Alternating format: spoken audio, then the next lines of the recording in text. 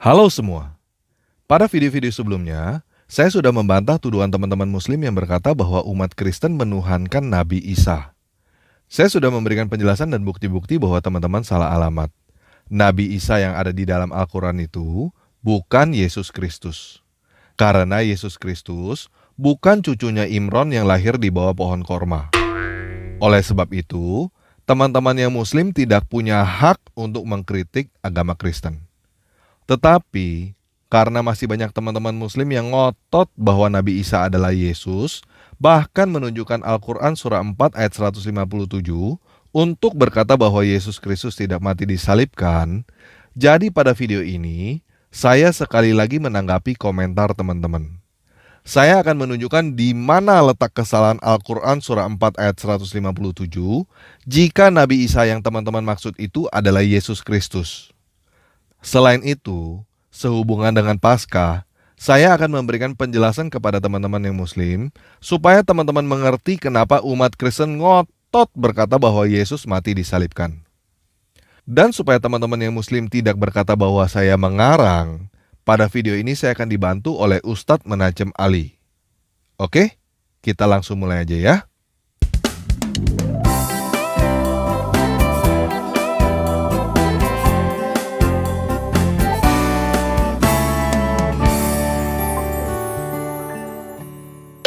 Nah, sekarang kita baca dulu Al-Quran surah 4 ayat 157, terjemahan Kementerian Agama Republik Indonesia. Dan dalam kurung kami hukum juga karena ucapan mereka, sesungguhnya kami telah membunuh Al-Masih, Isa putra Maryam, Rasul Allah. Padahal mereka tidak membunuhnya dan tidak dalam kurung pula menyalibkannya. Tetapi dalam kurung yang mereka bunuh adalah orang yang diserupakan dengan Isa. Sesungguhnya mereka yang berselisih pendapat tentang dalam kurung pembunuhan Isa selalu dalam keraguan-raguan tentang yang dibunuhnya itu. Mereka benar-benar tidak tahu dalam kurung siapa sebenarnya yang dibunuh itu, melainkan mengikuti prasangka belaka. Jadi, mereka tidak yakin telah membunuhnya. Nah, silakan teman-teman baca tafsir dari Kementerian Agama, Ibnu Katsir, atau tafsir dari sumber-sumber Muslim lainnya. Semuanya sepakat bahwa mereka yang dimaksud adalah orang-orang Yahudi. Jadi, pada ayat ini, ada beberapa klaim yang bisa kita perhatikan. Yang pertama, orang-orang Yahudi berkata, sesungguhnya kami telah membunuh Al-Masih, Isa putra Maryam, Rasul Allah. Yang kedua, Al-Quran menyatakan bahwa orang-orang Yahudi tidak membunuh Isa, tetapi membunuh orang lain yang serupa dengan Isa dengan cara disalibkan. Yang ketiga, orang-orang Yahudi selalu dalam keraguan tentang siapa yang dibunuh itu. Orang-orang Yahudi tidak yakin telah membunuhnya. Nah, supaya teman-teman tidak berkata bahwa saya salah menafsirkan Al-Quran, sekarang kita bertanya kepada Ustadz Menajem Ali ya. Pak Ustadz, tolong dijelaskan secara singkat apa yang tertulis di dalam Al-Quran surah 4 ayat 157. Jadi ayat ini berkaitan dengan sesungguhnya, ini pernyataan kaum Yahudi, inna qatalna, sesungguhnya kami telah membunuh Al-Masih. Pernyataan ini secara umum, mereka tidak membunuhnya. Kemudian ditegaskan lebih detail. Wa ma salabuhu, dan tidak membunuhnya dalam pengertian dibunuh di atas kayu salib. Jadi yang pertama wa ma qataluhu itu bermakna umum, tidak terbunuh. Wa ma salabuhu lebih khusus lagi, tidak terbunuh dengan cara disalib. Jadi dua hal ini ditolak oleh Allah Subhanahu wa taala melalui Al-Qur'an ini. Walakin syubbiha lahum, tetapi Allah telah menyerupakan orang yang ada di kayu salib itu. Bukan Isa Al-Masih. Wa innal ladzina ikhtalafu fihi lafi syakkim min. Dan sesungguhnya orang-orang yang berikhtilaf, berselisih mengenai siapa yang disalib itu benar-benar dalam keraguan. Malahum bihi min ilmin illa tiba'adzan. Sesungguhnya mereka itu hanya mengikuti angan-angan belaka. Wa ma qataluhu yaqina. Dan mereka sebenarnya tidak membunuh dengan cara yakin. Tapi kita sama-sama sepakat dengan agama saudara kita. Ada orang yang memang disalib. Ada. Dan peristiwa itu sejarah. Cuma kita berbeda. Berbeda apa? Kalau kita meyakini itu bukan Nabi Isa, tapi mereka meyakini itu adalah Isa. Nah itu.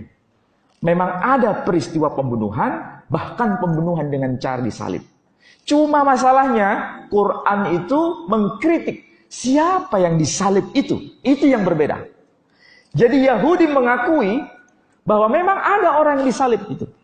Kristen pun, agama Kristen mengakui memang ada peristiwa penyaliban itu. Dan Islam pun mengakui ada orang yang disalibkan itu.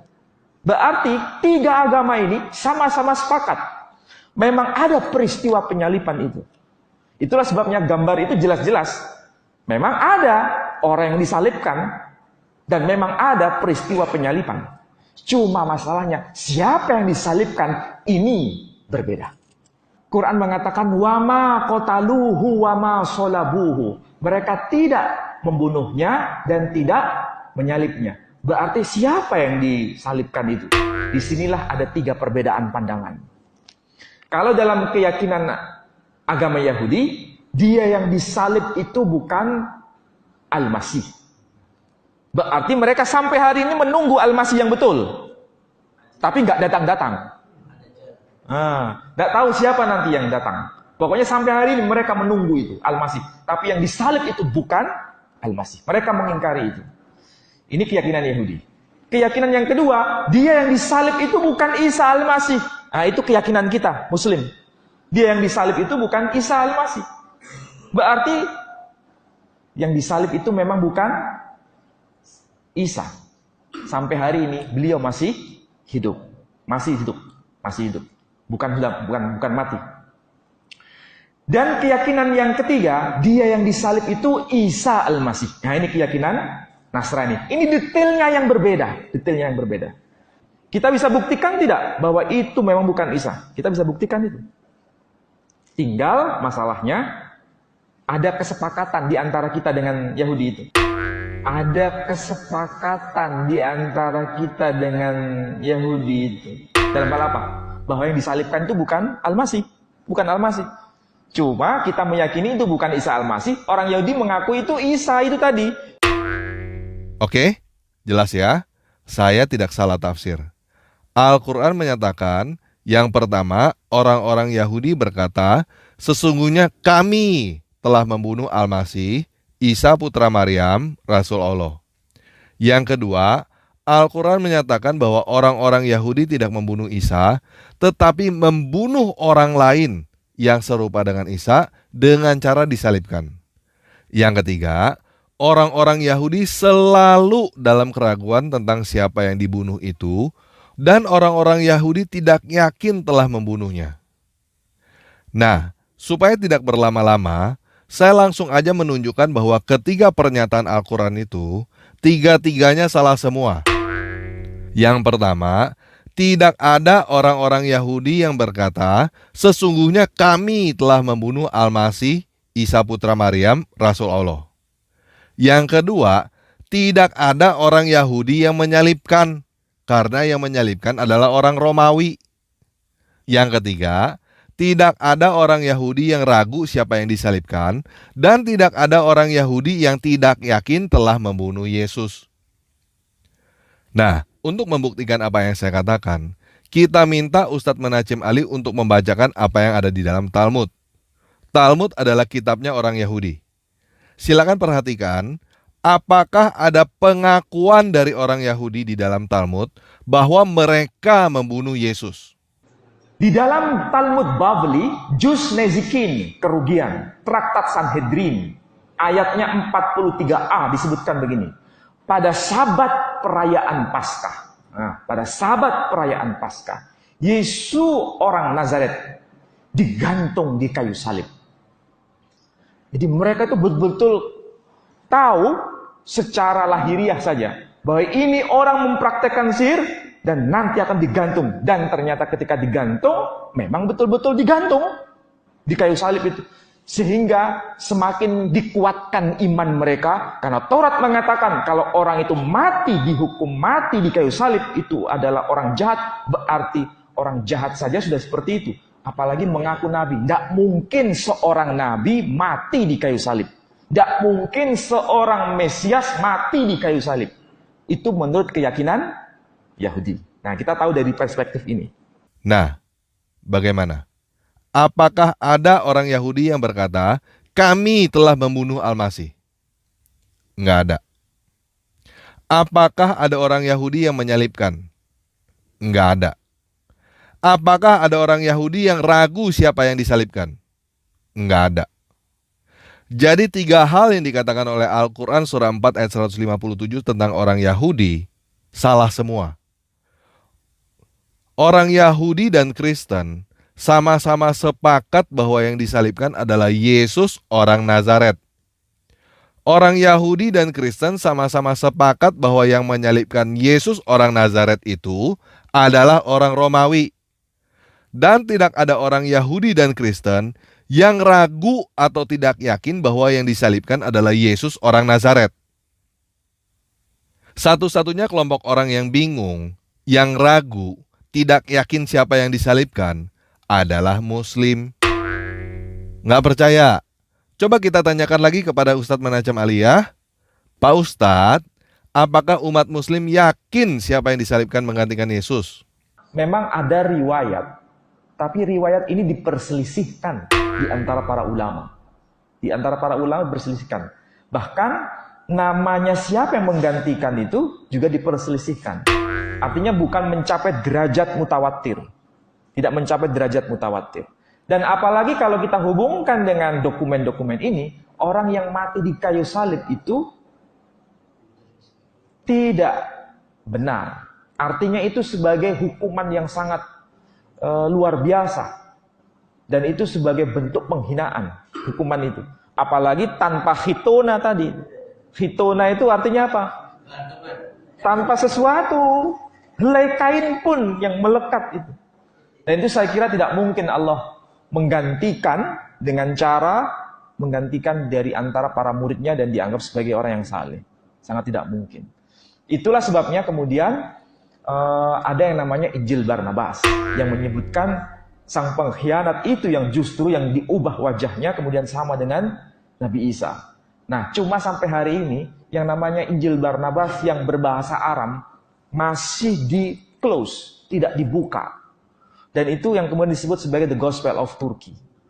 Ya, yang ada yang kita bisa baca itu hanya terjemahan versi bahasa Latin maupun bahasa Spanyol. Dan itu abad ke-16. Tetapi ketika dihubungkan dengan The Gospel of Turkey, itu intinya sama. The Gospel of Turkey itu abad ke-4. Oke, jelas ya? Satu-satunya kelompok orang yang tidak sepakat siapa yang disalibkan adalah Muslim. Dan satu-satunya kelompok orang yang berkata bahwa orang Yahudi mengaku telah membunuh Al-Masih juga hanya Muslim karena tertulis begitu di dalam Al-Quran. Padahal faktanya tidak ada orang Yahudi di dunia ini yang mengaku telah membunuh Al-Masih. Tadi teman-teman juga udah dengar ya dari Ustadz Menacem Ali, Injil Barnabas atau The Gospel of Turkey itu berasal dari abad ke-4. Nah, sekarang ini tahun 2020 Masehi kan? Teman-teman tahu gak artinya tahun Masehi itu apaan? Tahun Masehi itu adalah tahun yang dihitung mulai dari kelahiran Mesias, dihitung dari kelahiran Yesus Kristus. Jadi, peristiwa Yesus disalibkan itu kira-kira pada tahun 33. Dan Injil Barnabas ditulis kira-kira 300 tahun setelah penyaliban Yesus. Nah, dengan jarak 300 tahun ini, menurut teman-teman, penulis Injil Barnabas adalah saksi mata peristiwa penyaliban Yesus atau bukan? Bukan kan? Nah, Injil Matius, Injil Markus, Injil Lukas, Injil Yohanes adalah kitab-kitab yang ditulis oleh 4 orang yang berbeda untuk gereja pada saat itu, pada abad pertama. Kitab-kitab itu isinya adalah biografi tentang Yesus Kristus ketika semua saksi mata penyaliban Yesus yang lain masih hidup. Kalau keempat Injil itu tidak menulis kesaksian yang benar tentang penyaliban Yesus, orang Yahudi pasti sudah menulisnya di dalam Talmud. Dan teman-teman sudah mendengar sendiri dari Ustadz Menachem Ali bahwa Talmud pun memberikan kesaksian yang sama. Yesus orang Nazaret itu mati disalibkan. Apakah teman-teman masih mau berkata bahwa Al-Quran yang ditulis oleh orang Arab 600 tahun setelah peristiwa penyaliban Yesus lebih tahu tentang apa yang terjadi daripada orang Yahudi dan Kristen? Al-Quran bahkan gak tahu bahwa yang melakukan praktek penyaliban adalah orang Romawi, bukan orang Yahudi. Nah, banyak teman-teman Muslim yang memberikan pertanyaan, mana kitab Injil Yesus yang asli? Ini sebenarnya adalah pertanyaan yang lucu, karena teman-teman tidak tahu apa itu Injil. Pertanyaan seperti ini menunjukkan bahwa teman-teman berpikir bahwa Yesus adalah tukang jualan buku yang turun gedebuk dari langit. Baca Injil, cuma 50.000 rupiah, beli 2 gratis 1. Ini Injil yang asli loh bu, baru turun gedebuk dari langit.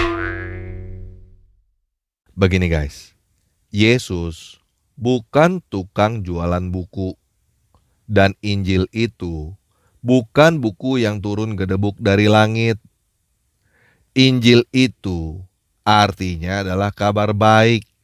Dan berita tentang penyaliban Yesus itulah Injil yang asli. Kabar baik yang asli. Nah, pasti teman-teman mau bertanya, kenapa orang Kristen ngotot bahwa Yesus mati disalibkan? Bahkan berkata bahwa kematian Yesus adalah kabar baik. Sebelum saya menjawab pertanyaan ini, yuk kita dengar dulu penjelasan dari Ustadz Menachem Ali, kenapa umat Muslim ngotot bahwa Yesus tidak mati disalibkan. Tidak mungkin Nabi itu Nabi benar, apalagi Nabi Isa itu Nabi yang salih, Nabi yang betul, dihukum mati bahkan dengan cara tanpa sehelai kain pun. Itu naif di hadapan Allah Subhanahu wa Ta'ala. Quran saja memerintahkan kita untuk menutup aurat. Ini Nabi, auratnya tidak tertutup. Itu sebuah kecelakaan itu. Itulah sebabnya Quran membantah. Dan teksnya memang terbukti, disebut hitona. Jadi pengakuan Islam lebih rasional sebetulnya daripada pengakuan orang-orang Nasrani. Nah, jadi umat Muslim tidak bisa menerima kenapa Yesus mati disalibkan karena tidak mengerti kenapa orang baik kok matinya tragis sekali seperti orang jahat. Betul ya? Jadi sekarang saya mau jelaskan begini. Kabar baik tentang Yesus itu tidak selesai sampai Yesus disalibkan. Setelah Yesus disalibkan, dia bangkit dari kematian dan hidup abadi. Yuk sekarang kita dengar dari Ustadz Menachem Ali, sebenarnya apa sih yang dipercaya oleh umat Kristen? Pak Ustadz, sebenarnya apa sih yang dipercaya oleh umat Kristen? Apakah peristiwa penyaliban Yesus berakhir sampai kematian Yesus atau ada kelanjutannya? Apakah Yesus bangkit dari kematian? Sebetulnya hari Ahad atau hari Minggu menurut mereka ini ada rangkaian dengan hari Jumat kemarin. Jadi hari Jumat itu adalah hari peristiwa penyaliban. Sedangkan hari Ahad ini diperingati sebagai hari kebangkitan. Jadi mereka ada keyakinan sosok manusia yang bernama Isa Al-Masih itu betul-betul telah disalibkan pada hari Jumat. Dan menjelang maghrib, karena menjelang maghrib itu adalah hari besar bagi kaum Yahudi yang disebut sebagai hari Sabat, maka tidak boleh mayat itu tergantung di kayu salib karena itu akan menajiskan tanah Israel. Maka sebagai konsekuensinya mayat yang tergantung di kayu salib itu harus segera dikubur sebelum maghrib tiba. Dan menurut keyakinan saudara kita yang menganut ajaran Nasrani, hari ini, hari Ahad, menjelang subuh seperti ini, Kristus telah dibangkitkan. Jelas ya, Alkitab mencatat bahwa Yesus mati disalibkan pada saat Paskah dan kemudian bangkit dari kematian. Ini adalah kabar baiknya. Ini adalah Injil yang asli, yaitu Yesus Kristus bangkit dari kematian. Nah, kenapa Yesus bangkit dari kematian adalah kabar baik? Karena kita semua pasti mati, dan kebangkitan Yesus adalah satu-satunya harapan supaya kita bisa bangkit dari kematian dan hidup abadi seperti Yesus. Kalau Yesus tidak bangkit dari kematian dan hidup abadi, maka tidak ada satu orang pun yang bangkit dari kematian dan hidup abadi. Yang artinya, kamu semua akan mati dan binasa selama-lamanya. Nah, tadi kita udah dengar dari Ustadz Menacem Ali bahwa Yesus disalibkan pada saat perayaan Paskah. Apa sih sebenarnya Paskah? Kristen merayakan Paskah, Yahudi merayakan Paskah, tapi Muslim tidak merayakan Paskah. Jadi sekarang saya akan menjelaskan Paskah sesederhana mungkin untuk teman-teman yang Muslim. Paskah bagi Kristen adalah peringatan peristiwa kematian Yesus. Dan hari kematian Yesus pada saat itu bertepatan dengan Paskah Yahudi. Paskah bagi Yahudi adalah peringatan peristiwa keluarnya bangsa Israel dari perbudakan Mesir yang dipimpin oleh Musa.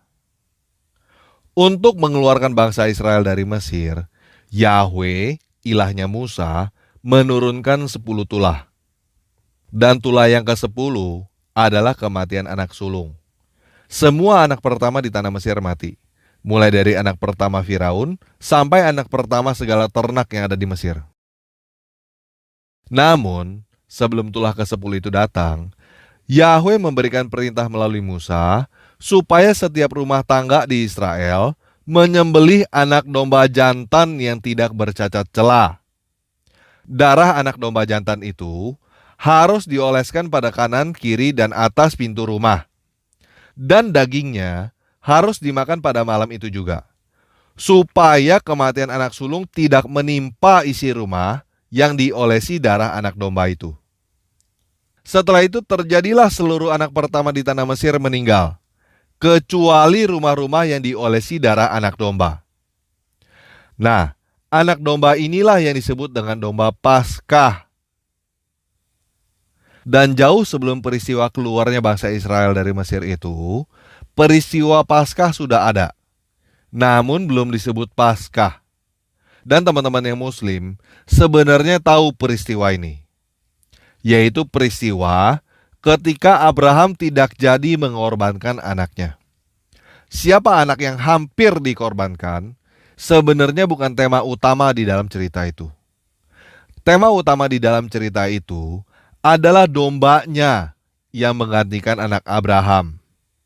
Anak Abraham yang seharusnya disembelih tidak jadi disembelih karena ada domba yang menggantikan anak itu disembelih. Nah, teman-teman yang Muslim merayakan peristiwa itu dengan sebutan Idul Adha kan? Tapi teman-teman nggak tahu kan kenapa mengorbankan binatang? Cuma ikut-ikutan Abraham kan, tanpa tahu apa maknanya. Jadi sekarang saya kasih tahu ya, Idul Adha adalah nubuat tentang Yesus Kristus. Yesus adalah kurban Idul Adha itu, dan kita adalah anak Abraham yang tidak jadi disembelih itu. Kita semua adalah orang-orang yang sudah pasti akan mati, pasti akan binasa. Tetapi karena Yesus menjadi kurban Idul Adha untuk menggantikan kita, kita tidak jadi binasa, bahkan akan memperoleh hidup abadi. Seperti domba yang menggantikan anaknya Abraham yang seharusnya disembelih. Yesus Kristus adalah anak domba Paskah yang sempurna, kurban Idul Adha yang dari Tuhan, yang tidak bercacat celah, yang disembelih untuk keselamatan kita semua. Dia memberikan darahnya kepada kita supaya nanti kita akan bangkit dari kematian dan hidup abadi seperti Dia dan bersama-sama dengan Dia, karena Dia bangkit dari kematian dan hidup abadi. Nah, kalau Yesus tidak mati disalibkan bagaimana? Jawabannya, sama seperti kalau tidak ada domba yang menggantikan anaknya Abraham bagaimana? Ya, anak itu akan mati, disembelih. Kalau Yesus tidak mati disalibkan, kita semua akan binasa di dalam kematian kita. Paham ya? Jadi, inilah makna Paskah dan kabar baik tentang Yesus, yaitu Yesus Kristus bangkit dari kematian dan hidup abadi. Dan kita semua yang percaya kepadanya akan bangkit dan hidup abadi bersama-sama dengan Yesus. Nah, saya sudah memberikan bukti-bukti bahwa kematian Yesus di salib adalah fakta sejarah. Saya juga sudah memberitahukan bahwa makna kematian Yesus adalah kurban Idul Adha bagi kamu. Saya sudah memberitahukan Injil yang asli, kabar baik yang asli, yaitu Yesus Kristus bangkit dari kematian dan hidup abadi. Supaya kamu yang percaya juga akan bangkit dari kematian dan hidup abadi bersama-sama dengan Dia. Dan saya juga sudah membuktikan bahwa Al-Quran surah 4 ayat 157 itu salah alamat. Jadi, kematian dan kebangkitan Yesus sebagai kurban Idul Adha bagi kamu adalah fakta sejarah. Pertanyaannya adalah, apakah kamu mau menerima Yesus Kristus sebagai kurban Idul Adha bagi kamu, atau kamu mau menolaknya? Kalau kamu jadi anak Abraham yang akan disembelih itu, lalu Tuhan menyediakan domba sebagai kurban untuk menggantikan kamu mau berterima kasih dan menerima domba yang menggantikan kamu disembelih, atau kamu mau berkata kepada Bapak Abraham, "Beh, katanya lu nabi, katanya lu mau sembelih gue. Kok lu ambil domba yang bagus itu untuk menggantikan gue? Lu kok kejam banget sih sama domba? Lu gak masuk akal. Udah buruan sembelih gue. Gue gak mau kematian gue digantikan oleh domba yang bagus itu." Coba teman-teman ingat-ingat. Apakah Nabi Ibrahim dan anaknya menolak kurban pengganti yang disediakan oleh Tuhan? Enggak kan? Nah, seperti domba kurban itu menyelamatkan anak Abraham dari kematian, Yesus Kristus menyelamatkan kamu dari kebinasaan abadi. Sekarang bagaimana? Kamu mau menerima Yesus sebagai kurban Idul Adha bagi kamu, atau kamu mau menolaknya?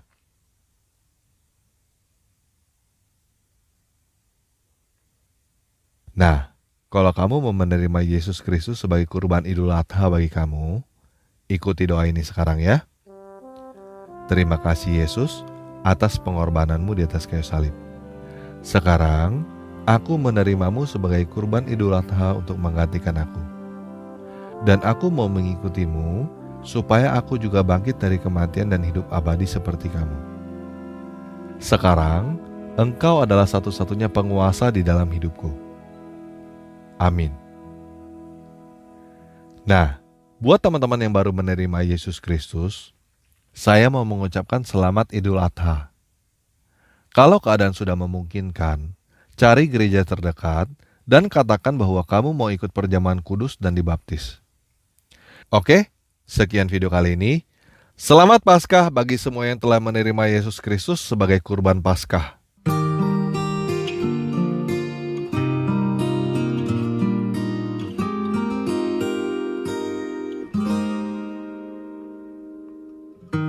坦然无惧，我来到施恩的宝座前，将你的名所当得的荣耀归给你。凡亲近你的必须借着血的献祭，你只一次献上自己，成就我到底。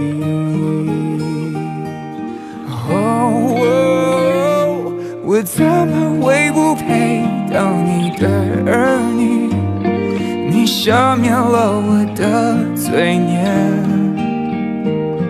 你是我的剑，慈爱和怜悯，你全心听我的声音。主，你像我样怜安慰和帮助，将平安充满我的心。主，你保护我，保护我性命，至高者你建立我心。Yeah, come on. 坦然无惧，我来到世人的宝座前，将你的名所当的荣耀归给你，凡亲近你的必须，借着血的献祭。哦，你只一次献上自己，拯救我到底。我怎么会不配当你的儿女？你赦免了我的罪孽，你是我的剑，慈爱和怜悯，你全心听我的声音。主，你像我样怜安慰和帮助，将平安充满我